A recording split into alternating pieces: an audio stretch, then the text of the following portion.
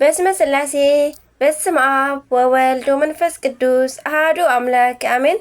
ሰላም እግዚአብሔር አምላክ መስክላትኩም ይኹን። ስድራ እግዚአብሔር አምላክ ከመይ ውዒልኩም? ኣነ እግዚአብሔር ይመስገን። ክብሪ ይስፋሕ መድኃኔዓለም ኣቦይ ከምቲ ኣነ ጽቡቕ ዝወዓልክዎ ድማ ጽቡቕ ውዕልኩም ክትኮኑ ናይ ኩሉ ግዜ ተስፋይን ትምኒተይን እዩ። ኣሜን። ስንክሳር ዘወርሃ ሰኔ ዕለት 8 ስንክሳር ድሰምዕ ዘንብብ ፍቅሪ ጎይታ ኣብ ልቡ ይዕንብብ ሓለዋን ጸሎትን ተረዳእነትን ናይ ቅዱሳን ድማ ይረክብ። ዚክረ ጻድቅ ለዓለም ይሄሉ ዝኽሪ ናይ ጻድቅ ንዓለም እዩ ዝነብር። ካብ ኩሉ ክፉእ ዘበለ ክትድሕኑ ንቅዱሳን ተማሕፀኑ። ኣሜን። በስመ አብ ወወልድ ወመንፈስ ቅዱስ አሐዱ አምላክ አሜን። እንኳዕ ናብ ቅድስቲ እመቤትና ቅድስቲ ድንግል ማርያም ዓመታዊ በዓል ብሰላም ኣብፅሐኩም ኣብፅሐና። ልሳን ኮን መብርሃን ኣደይ አሜን። እዚ በዓል ካብ 33 ዓበይቲ ናይ እመቤትና ቅድስቲ ድንግል ማርያም በዓላት ሓደ ክኸውን ከሎ ከምኡ እውን በዚ መዓልቲ ጎይታና ኢየሱስ ክርስቶስ ካብ ትሕቲ እግሪ ናይ ኣዴና ቅድስቲ ድንግል ኣዲኡ ጸበል ዘፍለቐሉ መዓልቲ እዩ። ጥንተ ነገሩኸ ከመይ እዩ እንተበሉ ድንግል ማርያም ኣምላኽ ወዳ ሓዚላ ስደት ወፂኣ ምድረ ግብፂ ትበጽሕ። ኣብቲ ወቅቲ ካብ ዝበጽሕዋ ሽግራት ጥሜትን ጽምእን ነበረ። ኣሸንኳይ እኳ ንስደተኛ ኣብ ቤቱ ንዘሎ ከማን ጥሜትን ጽምእን ከመይ ከም ዝከብድ ዝበጽሖ እዩ ዝፈልጦ። ነዚ እዩ ድማ ሊቅ ኣብ ቅዳሴኡ ኣዘክሪ ድንግል ረሃበ ወጽምዓ ምንዳቤ ወሃዘነ ወኩሉ ኣጸባ ዘበጽሓኪ ምስለይሁ ዝበለ። ስለዚ ሓደ መዓልቲ ናይ በረኻ ፀሓይ ኣቃጺልዎም ኣብ ዘዕረፍሉ ድንግል እመቤትና ማርያም ንልመና ማይ ከደት። ብዙሕ ለመነት ግን ቁሩብ እኳ ዝህባ ስኢና ብሓዘን ተመለሰት። ምስ ተመለሰት ድማ ናይ ወዳ ጫማ ሰረቕቲ ምስ ወሰድዎ መጸት እሞ ኣብቲ ግዜ ወዳ ሓቒፋ ማይ ከይረኸብኩልካ ጫማኻ ከኣ ኣስሪቐልካ ኢላ ኣምሪራ በከየት ወትቤ ማርያም ማእነቅ እምሰብኣ ሃገር ኣልቦ ዘየኣመራ ልጽድቅ ሰኣልክዎም ማየ ይወሃቡኒ በህቅ ወሃጐልኩ ለወልድየ ኣሳእኖ ዘወርቅ ከም ዝበለ ደራሲ። ነዚ ዝተመልከተ ወዳ ዝቖመትሉ መሬት ምስ ባረኾ ህይወትነት ዘለዎ ማይ ጸበል ፈለቐ። ጎይታና ንእመቤትናን ዮሴፍን ሰሎሞን ካብቲ ማይ ሰተዩ። ምስ ከዱ ድማ ኣጋይሽ ምቁር መድሓኒት ነቶም ናይቲ ኣከባቢ ሰባት ግን መሪር ኮነ። ከመ ኢሰትይዋ ሰብኣ ሃገር ለይቲ ማይ ኣምረራ ወለርሁቃንሰ ፈውሰ ወጥእምተ ገበራ ከም ዝበለ መጽሓፍ ሰቆቃው ድንግል። ድሕሪ ኣማኢት ኣብ ዓመታት ጎይታ ጸበል ኣብ ዘፍለቐሉ ድንግል እመቤትና ማርያም ኣብ ዝቖመትሉ ቦታ ብኣደ ብርሃን ስም ቤተ ክርስቲያን ተሃነጸላ። ቅዳሴ ቤቱ ከዓ ተኸበረ። እቲ ጸበል ድማ ክባርኽን ክፍውስን ይነብር ኣሎ። በረከት ምሕረት ቸርነት ናይ መድኃኔዓለምን ጣዕሚ ፍቕሪ ኣማላድነት ናይ ወላዲተ ኣምላክ መስክላትና ይኹን ኣሜን። ናይ ጸበል በዓል ከምኡ እውን እዚ ዕለት ናይ ጸበል በዓል ተባሂሉ ይኽበር እዩ። ቅድስቲ ቤተ ክርስቲያን ስለ ጸበል ፈዋስነት ኩሉ ግዜ እኳ እንተመሃረት በዚ መዓልቲ ግን ፍሉይ ትኹረት ትገብረሉ እያ። እግዚአብሔር ብምኽንያትን ብዘይ ምኽንያትን ምፍዋስ ይኽእል እዩ። ብዘይ ምኽንያት ብቓልን ብናይ ፈተውቱ ቃልን ሓዲሩ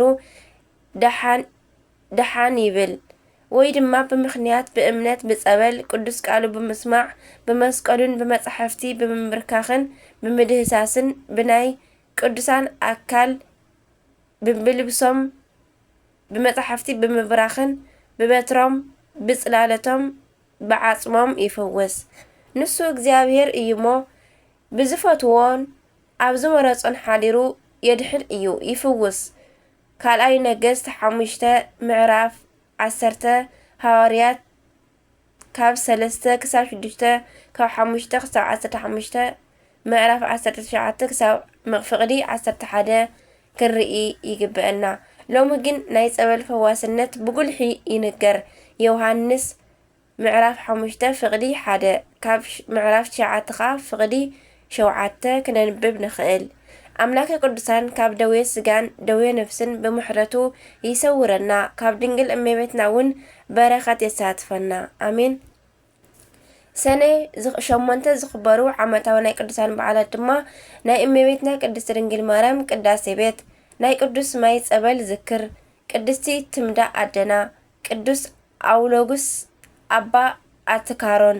ወርሓዊ በዓላት ድማ ቅዱስ ሙሴ ሊቀ ነቢያት፣ ኪሩቤል አርባዕቱ እንስሳ፣ አባ ቡሰይ ወይ ከዓ ቡሸይ፣ አቡነ ኪሮስ፣ አባ ሳሙኤል ዘደብረ ቀልሞን፣ ቅዱስ ማትያስ ሐዋርያ ካብ 12 ሐዋርያት ይቕረታ ካብ 12 ሐዋርያት። ሕግታትካ ኦ እግዚአብሔር ኣዝዩ ዘለዓለማዊ እዩ፣ ቤተ መቕደስካ ከዓ ንዘለዓለም ቅዱስ እዩ። መዝሙረ ዳዊት መዝሙር 93 ፍቕዲ 5 ኣሜን። ናይ ዕለት 8 ኣብዚ ንውድእ፣ ናይ ዕለት 9 ከዓ ንቕፅል። ወላዲተ ኣምላኽ ልሳን ኩነኒ 9 ሰነ ስንክሳር። በስመ አብ ወወልድ መንፈስ ቅዱስ አሐዱ አምላክ አሜን። ኣብዚ ሃሊኹም ሃሊኹም አቡነ እስትንፋሰ ክርስቶስን አቡነ ሙፃ አምላኽን ይሓልውኹም አሜን። ነቢይ ቅዱስ ሳሙኤል ዓመታዊ ክብረ በዓል እዩ። እስራኤል ካብ ግብፂ ባርነት ወፂኦም ንከነአን ካብ ዝወረስዋ ዘመን ጀሚሮም መሳፍንትን ካህናትን የመሓድርዋ ነበሩ። እንሆ ድማ ክህነት ምስ ምስፍና ተሰማሚዑ ኤሊ ዝተባሃለ ሊቅ ካህናትን ዲቁናን አፍኒን ፊንሓስን የመሓድሮ ጀመሩ። ኣብቲ ዘመን ድማ ማህፀና ተዓፂዋ ዘወትር ትበኪ ሃና ዝብልዋ ሕያወይቲ ሰበይቲ ነበረት። እግዚአብሔር ናታ ጸሎትን ናይ ሊቀ ካህናት ምርቃን ስለ ሰምዐ ቅዱስ ቆልዓ ሃባ። ሳሙኤል ድማ በለቶ ልመናይ ኣምላኽ ሰምሐኒ ማለት እዩ። ኣዴና ሃና መብፅዓኣ ምእንቲ ክትፍጽም ንኣቦና ሳሙኤል ኣብ 3 ዓመቱ ንቤተ እግዚአብሔር ሃበቶ። እንሆ ድማ ኣብኡ ስብሃት ናይ እግዚአብሔር እንዳሰምዐ እቲ ማዕጠንቲ እንዳሸተተ ካብ ደብተራ ኦሪት ከይተፈለየ ብመጎስ ዓበየ። ደቂ ኤሊ አፍኒና ፊንሓስ ግን ኣብ ልዕሊ በደል ኣብዝሑ። እቲ ወቅቲ ነዚ ዘመን ዝመስል ነበረ እሞ ኩሎም ሰባት ክፍኣት ብምዃኖም እግዚአብሔር ርሒቑ ስለ ዝነበረ ትንቢትን ራእይን ብዙሕ ኣይነበረን። ኣምላኽ ስለ ዝተቆጥዐ ንሳሙኤል ኣብ ለይቲ 3 ግዜ ጸውዖ። እዚ ቅዱስ ነቢ ድማ ተዓጢቑ ናይ ፈጣሪኡ ቃል ሰምዐ። በዚ ዝተለዓለ ድማ ታቦተ ጽዮን ንመጀመርታ ግዜ ብኣህዛብ ተማረኸት። ልዕሊ 34,000 ህዝቢ ብኢፎላውያን ተወድኡ። አፍኒንን ፊንሓስን ድማ ተቐተሉ። ኤሊ እውን ወዲቑ ሞተ። ድሕሪዚ መዓልቲ ቅዱስ ሳሙኤል ኣብ ልዕሊ እስራኤል ነቢይን መስፍንን ኮይኑ ተሾመ። ኣብቲ ዘመን ብምልኡ ከም ዝግባእ እንዳገበረ ናይ እግዚአብሔር ንእስራኤል ናይ እስራኤል ንእግዚአብሔር እንዳብፅሐ ነበረ። እቶም ህዝቢ ንጉስ ኣብ ዝደለዩ ግዜ ንሳኦል ቀቢኡ ኣንገሰሎም። ንሱ ሳኦል ከም ሕጉ ስለ ዘይከደ ንፈጣሪ ነዓቆ። ቅዱስ ሳሙኤል ግን ሕያዋይ ኣቦ ስለ ዝኾነ ንኽፍኣተኛ ንሳኦል ምስ ጎይታ ምእንቲ ከተዓርቆ ብዙሕ ደኸመ፣ ከምኡውን በኸየ። እግዚአብሔር ግን ንሳሙኤል ኣይትሕዘን፣ ከም ልበይ ዝኾነ ፍቓደይ ዝፍጽም ንዳዊት ረኺበዮ ኣለኹሞ ንዕኡ ኣብ ልዕሊ እስራኤል ኣንግሶ በሎ። ቅዱስ ሳሙኤል ድማ ናብ ቤተልሔም ከይዱ ካብ ደቂ እሰይ መሪፁ ንልቢ ኣምላክ ቅዱስ ዳዊት ቀቢኡ ኣንገሶ። ቅዱስ ሳሙኤል ኣብ ዝተረፈ ዘመኑ ንፈጣሪኡ እንዳተገዝአ ነበረ። ካብ ቅዱስ ሳሙኤል ነቢ ዘወትር ካብ ኢዱ ናይ ሽቶ ሙዳይን ናይ ቅብኣት ዕቃ ወይ ከዓ ቀንደል ማለት እዩ ኣይፍለይን ነበረ። እዚ ድማ ናይ ድንግል ማርያም ምሳሌታት እዮም እሞ ኣባ ሕርያቆስ ሙዳይ እፍረት ወቀርነ ቅብኣ ዘሳሙኤል ኢሉ ኣመስግንዋ እዩ። ቅዱስ ነቢ ሳሙኤል ኣብ ማእከል ወገኑ በዛ መዓልቲ እዚኣ የዕረፈ። እስራኤላውያን ድማ በኸይሉ። በረከት ረድኤት ናይ ነቢይ እግዚአብሔር ናይ ቅዱስ ሳሙኤል ይሕደረና አሜን። ከምኡውን ቅዱስ ሉክያስ ከምኡውን በዚ መዓልቲ ቅዱስ ሉክያስ ይዝከር። ኣብ ዝቐደመ ህይወቱ ጣዖት ኣምላኽን ዓጣንን ዝነበረ እዚ ቅዱስ ወለሓደ ከይመሃሮ ንክርስቲያን ብምምልካት ጥራሕ ኣመነ። ናይቲ ወቅቲ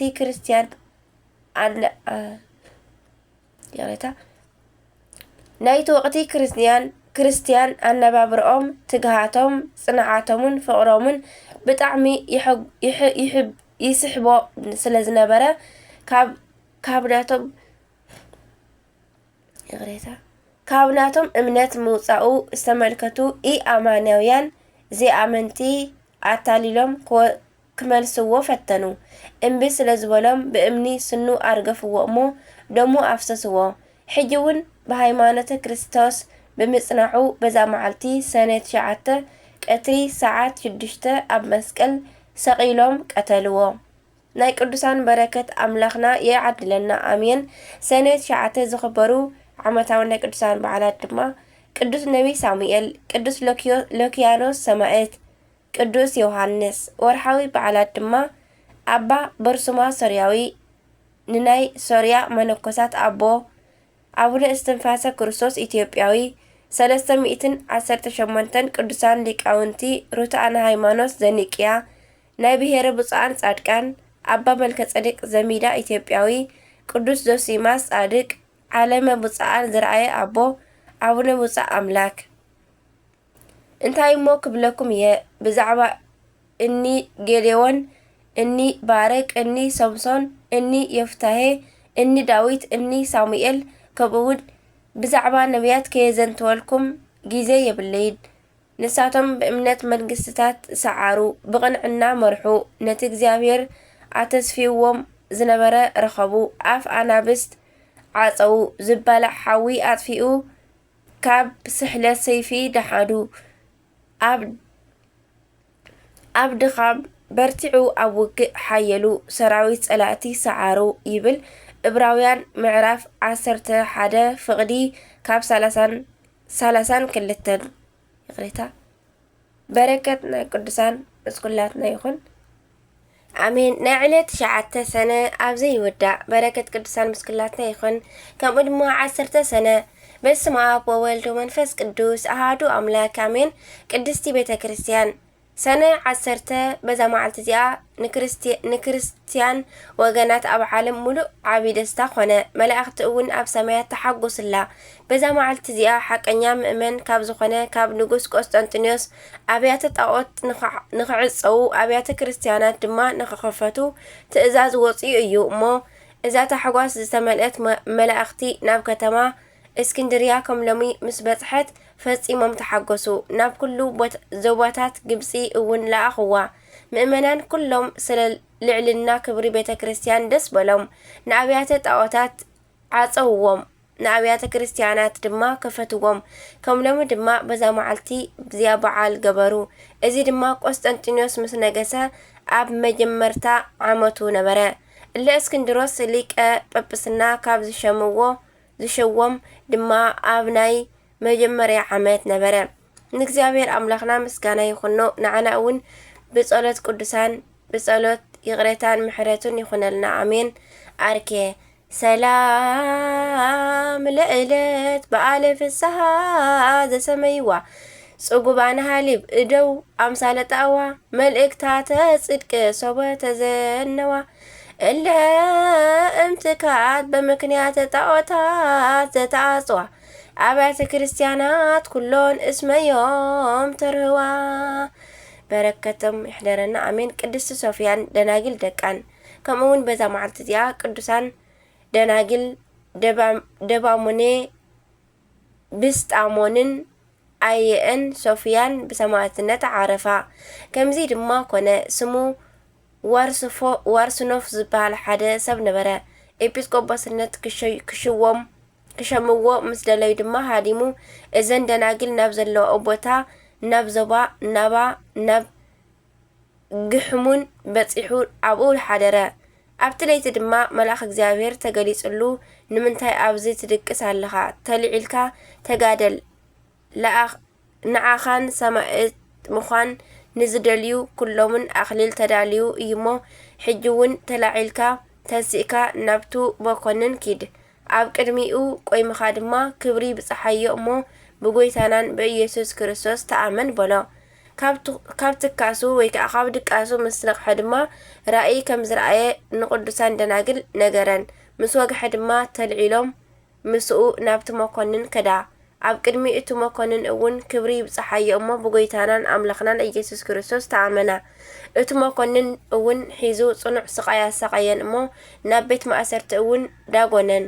ድሕሪ ቁሩብ መዓልቲ ድማ ካብኡ ኣውፂኡ ምስ ቅዱስ ዋርስኖፍ ናብ ስንሱር ለኣኸን። ኣዲአን እውን ትኽተለን ነበረት። እቲ መኮንን ድማ ንኣማልኽቲ ዕጣን ዕጠኑ በለን። ምስ ኣበያ ድማ ጽኑዕ ስቃይን ኣሰቃየን። እግዚአብሔር እውን መልኣኹ ልኢኹ ኣጽንዐን፣ ቁስልታተንን ስቃየንን እውን ፈወሰ። ብድሕሪ እዚ ድማ እቲ መኮንን ካብ ዓዱ ናብ ሃገረን ሒዝወን ከደ። ናይ ጣዖታቱ ካህናት እውን ነቶም ጣዖታቱ ከም እትረግም ስለ ቅድስቲ ደባሞን ነገርዎ። ከምኡ እውን ዮና እትበሃል ዓርካት ከም ዘላ ነገርዎ። ንሳተን ድማ ሕብሮም በብዓይነቱ ዝኾኑ ሰናይ ኣልባሳት እናሰርሓ ንምግበን ይሸጣ ነበራ። ዝተረፈን ድማ ይመጽውትኡ ነበራ። እቲ መኮንን ድማ ናይ ዮና ዜና ሰሚዑ ርእሳ ብሰይፊ ንኽቆርጻ ንበዓል ሰይፊ ለኣኾ። ስም እቱ ሰያፊ ድማ ኣውሎጊስ እዩ። ናብኣ ምስ ቀረበ ድማ ገጻ ከም ገጽ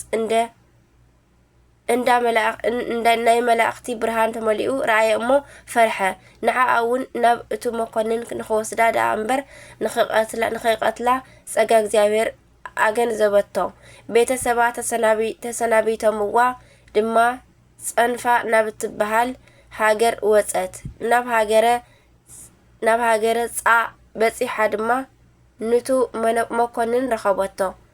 ምስ ቅዱስ መርስኖፍናን ምስ ኣዕሩኽቱን እውን ነናዓርሶም ሰላምታ ተለዋወጡ እሞ እቲ ሰያፊ ኣውሎጊስ ድማ ክብሪ ይብጽሓዮ እሞ ብጎይታናን ኢየሱስ ክርስቶስ ተኣመነ እሞ ርእሱ ቆረጽዎ። ኣኽሊል ሰማዕትነት እውን ተቐበለ። ከምኡውን ነተን ቅዱሳን ደናግል ኣራእስቶን ቆረጽዎን፣ ገድላተን ፈጺመን ድማ ኣኽሊል ዓወት ተቐበላ። ንቅድስቲ ደባሞን ግን ጽኑዕ ስቃይ ንኸሰቂይዋ ኣብ ልዕሊ መንኮራኩር ሰቐልዋ። ኣብ ውሽጢ እቲ እዚ ስቃይ ድማ ንብዙሕ ዓመታት ነበረት። መልኣኽ እግዚአብሔር እውን የጽንዓን ይኽእላን፣ ቁስልታታ እውን ይፍውሳን ነበረ። እቲ መኮንን ድማ ናብ ቤት ማእሰርቲ ኣእተዋ። ኣብኡ ድማ ንቁሩብ መዓልቲ ጸንሐት እሞ ናይዚ ፍርዲ ሸንጎ ኣቕሪቡ ድማ ንኣማልኽቲ ሰውኢ በላ። ምስ ኣበየት ድማ ርእሳ ንኽቆርጹ ኣዘዘ። ርእሳ ንኽቆርጹ ካብ ከተማ ናብ ደገ ምስ ኣውፅዋ ድማ ኣንስቲ ኩለን እናበኸያ ይኸብኣ ነበራ። ንሳ ግን ፈጺሙ ደስ ይብላ ነበረ። ርእሳ እውን ብሰይፊ ቆረጽዋ እሞ ከምኡውን ንኣድኣን ንሓፍታን ብሰይፊ ቆረጽወን። ኣብ መንግስተ ሰማያት ድማ ኣኽሊል ዓወት ተቐበላ። ንእግዚአብሔር ኣምላኽና ምስጋና ይኹን። ንዓና እውን ብጸሎት እዘን ሰማዕታት ይምሓረና፣ በረከተን እውን ምሳና ትንበር ንዘለዓለም ዓለም ኣሜን። ሰላምታ ሰላም ለሶፉያ ወልኣዋልዲሃ ዲባሞን ውብስጣሞን ዝተሳተፋ ይሰንኣዋ ለሰምእ ምስለ ዋርስኖፋ እማ ወዮና ዝሃገረ ጸንፋ እምነ ወዲቅችያየ ይቅፋ ከመ እጐሊሃ ታቅፋ ደርሆ በክንፋ። ከምኡውን በዛ መዓልቲ እዚኣ ናይ ሰማዕት ኣቅሊሞስ ናይ ኣባ ንኣንን ናይ ይሰካን መዘከርታ ዕረፍቶም እዩ። በረከቶም ምሳና ይንበር ንዘለዓለም ዓለም ኣሜን። ንእግዚአብሔር ኣምላኽና ምስጋና ይኹኖ፣ ንዓና እውን ብጸሎት እዞም ቅዱሳን ይምሓረና ንዘለዓለም ዓለም ኣሜን። ወርሓውን ዓመታውን ተኸቢሮም ዝውዕሉ ቅዱሳን ናይ ዕለት 8 ናይ ዕለት 9 ናይ ዕለት 10 በረከቶም ይሕደረና፣ ካብ ፍቅሪ ቅዱሳን ኣይፍለየና ኣሜን። ስንክሳር ድሰምዕ ዘንብብ ፍቅሪ ጎይታ ኣብ ልቡ ይዕንብብ፣ ሓለዋን ጸሎትን ናይ ቅዱሳን ድማ ይረክብ። አሜን አሜን። ዝወደቀ ዝነጠበ ቃል ኮነ ዜማ በአፈ ቅዱሳን ትጓን መላእክት ተአረመለይ አሜን ወአሜን ይሁን ኩሎም መላእክት ሰማይ።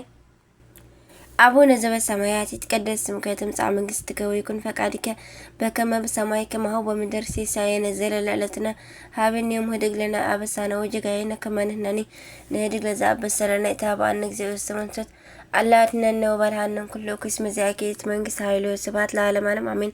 በሰላም ቅዱስ ገብርኤል መልአከ እግዝእትየ ማርያም ሰላም ለኪ ድንግል በድናችሁ ድንግል በስጋችን እግዚአብሔር ጽባሕ ሰላም ለኪ ብሩክት አንቲ ማንስ ብሩክ ፍሬ ከርስኪ ተፈሥሒ ኦ ማርያም ተጸጋ መልእተ ውዳሴ መልእተ ሞገስ መልእተ ኩሉ እግዚአብሔር ምስሌኪ ሰአሉ ጸልይ መረታ እንቲያነ ምህረተም ድራቃ ስታፈቅሮ ልቺ ኢየሱስ ክርስቶስ ከመይስራለና ጣውን ተማይጸነክ ክረንቺ አሜን። ስብሐት ለእግዚአብሔር ወለወላዲቱ ድንግል ወለመስቀሉ ክቡር አሜን አሜን ለይኩን።